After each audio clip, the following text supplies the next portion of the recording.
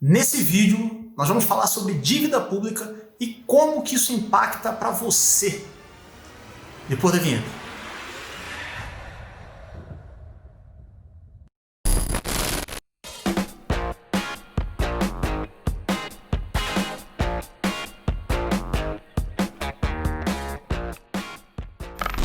Fala pessoal, beleza? Eu sou Juan Lima, você está no Sacadas, o canal que te dá sacadas de investimento. Hoje, mais um papo de café. Quero café! Quero café! É! Vamos falar sobre dívida pública, uma visão macroeconômica hoje. Se você gosta desse tipo de conteúdo, por favor, se inscreve no canal, deixa seu like, compartilha esse vídeo com seus amigos que também gostam do tema, ajuda o canal. Vamos lá, vamos pro conteúdo.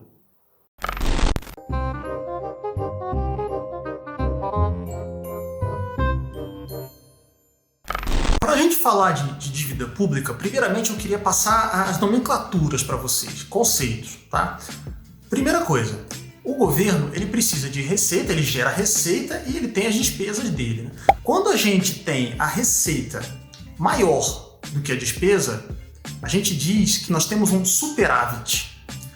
Quando, ao contrário, nós temos a despesa maior do que a receita, nós dizemos que há um déficit. Então temos superávit e déficit. Além disso, além desse conceito, nós temos o superávit primário e o déficit primário e o nominal também. Qual a diferença deles? Quando a gente fala de uma dívida, por exemplo, né, eu tenho uma dívida que eu tenho com o banco, enfim, um empréstimo que eu peguei, que quando eu pago aquele valor, aquele empréstimo, eu peguei um empréstimo de R$1.000, o banco me cobra um juros, né? Eu tenho que pagar os R$1.000 mais, vamos supor que seja 10% de juros, mais os R$100 dos juros. Então eu teria que pagar 1.100. Esse seria o meu déficit nominal. Quando eu falo que eu tenho que pagar 1.000 apenas e eu retiro essa informação dos juros, aí eu falo que é o meu déficit primário, tá? E eu tenho isso tanto para déficit quanto para superávit. Então, entendido isso, o que é a dívida pública? A dívida pública, segundo o Tesouro Nacional, tá, é uma dívida contraída pelo Tesouro Nacional para financiar o déficit do orçamento do governo. O governo ele já tem esse déficit e ele precisa se endividar para poder estar cobrindo com as suas obrigações. Então, como que ele consegue esse financiamento? Ele emite títulos do Tesouro, que nós brasileiros compramos. Então, nós estamos financiando o governo. É considerado, tá, como o título de menor risco do mercado, né? Porque o governo vai te pagar.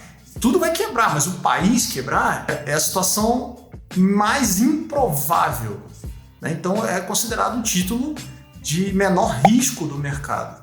Inclusive, há algumas pessoas que falam de calote do governo, né?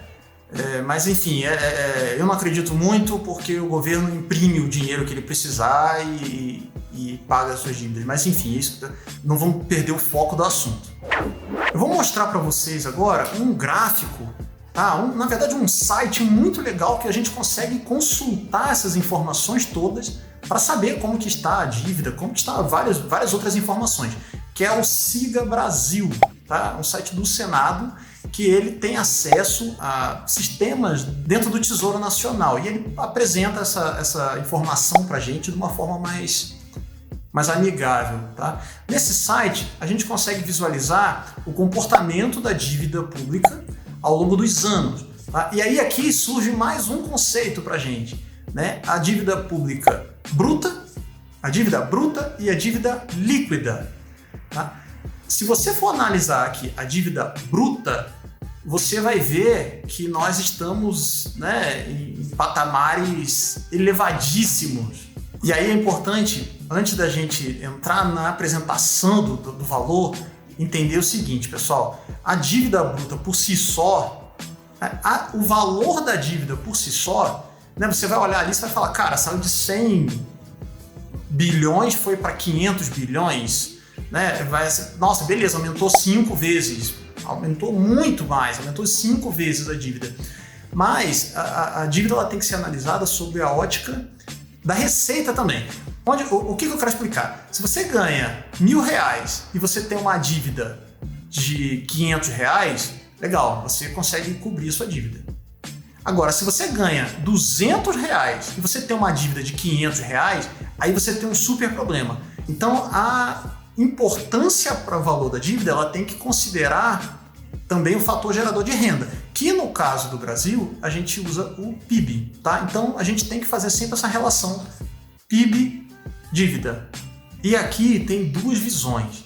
Você tem a dívida bruta sobre o PIB e a dívida líquida sobre o PIB.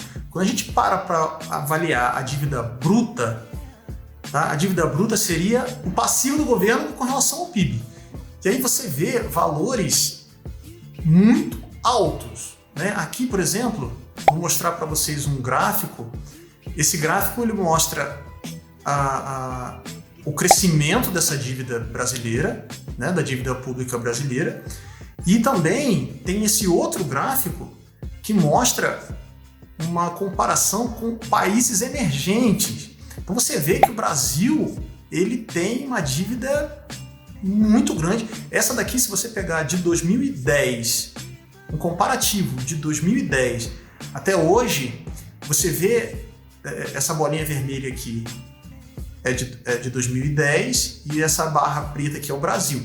Se você considerar essa informação de 2010 até hoje, você vê que a dívida aumentou muito mais do Brasil do que dos outros países. Só comparável à Argentina, né, que nós sabemos a crise que está. Enfim, esse daqui é o valor de dívida bruta. Quando a gente fala de dívida líquida, a dívida líquida ela considera o passivo e também considera o ativo. E aí quando a gente fala de ativo, tem lá a reserva nacional, que inclusive eu falei num vídeo passado, que é a parte que o Banco Central tem dentro do seu ativo em dólar. Então o que acontece? Nós estamos tendo uma desvalorização do real. O que acontece? Antigamente, quando as dívidas do Brasil eram em dólar, para a gente isso era um grande problema. E aí teve que recorrer várias vezes ao FMI para pegar empréstimo para poder pagar essa dívida, porque perdia o controle cambial, a dívida aumentava muito. Então o Brasil aprendeu com isso e o que ele fez? Comprou vários títulos, de novo, o mesmo conceito, tá? Comprou títulos americanos. Então, títulos de dívida americana, comprou, virou um ativo do Banco Central e esse ativo do Banco Central, ele valoriza quando há uma desvalorização do real. E aí, o que acontece? Aqui você vai ver o nosso gráfico da dívida líquida. Então, a dívida líquida ela veio caindo durante um período e agora também, né, depois da pandemia, também sofreu impacto, também aumentou. Nesse gráfico aqui, ó, a gente consegue ver do que é composta a dívida, né? De novo, indo lá no site do Bacen, você consegue baixar essas informações, tá? Aqui você vê, ó, claramente, você tem, ó, quanto que gasta com previdência, quanto que gasta com o gasto com pessoal, tem aqui o gasto com sentenças judiciais, gasto com outras obrigações, enfim. Você consegue detalhar o que está dentro desse gasto, o que está dentro dessa dívida pública. Essa alta, pessoal, ela é preocupante, mas o que o governo pode fazer para reduzir essa dívida? Ou ele diminui a despesa dele, que é difícil, tem muitas dessas despesas são obrigatórias, tá? Por isso que tão importantes são as reformas da Previdência, a reforma tributária, né? A reforma administrativa, por isso da importância dessas reformas. Ou ele aumenta a arrecadação dele. E como que ele aumenta a arrecadação dele? Impostos. Vai taxar mais impostos em nós e nas empresas. Aí começa a impactar, aí você começa a ver o impacto para você como pessoa e também para os investidores, porque os investidores que vão que olham para o Brasil, eles vão ter essa visibilidade, né, do aumento na carga tributária, o que já é ruim porque as agências de rating do Brasil, já em setembro de 2015, já abaixaram o grau do país, né, o que tinha um grau de investimento e passou a ter uma nota de grau especulativo, né? Então isso vai afastando também o investidor estrangeiro do país. É isso, pessoal. Espero que vocês tenham gostado. Dá uma olhada no site lá, o Siga Brasil. É muito legal, tem muita informação interessante, informação de emprego, informação de encargos sociais, você consegue ver o Bolsa Família. Bem legal esse site. Enfim, é um pouquinho mais do nosso papo de café. Beleza? Não se esquece, se inscreve no canal, dá o seu like e falou! Vem comigo, Brasil!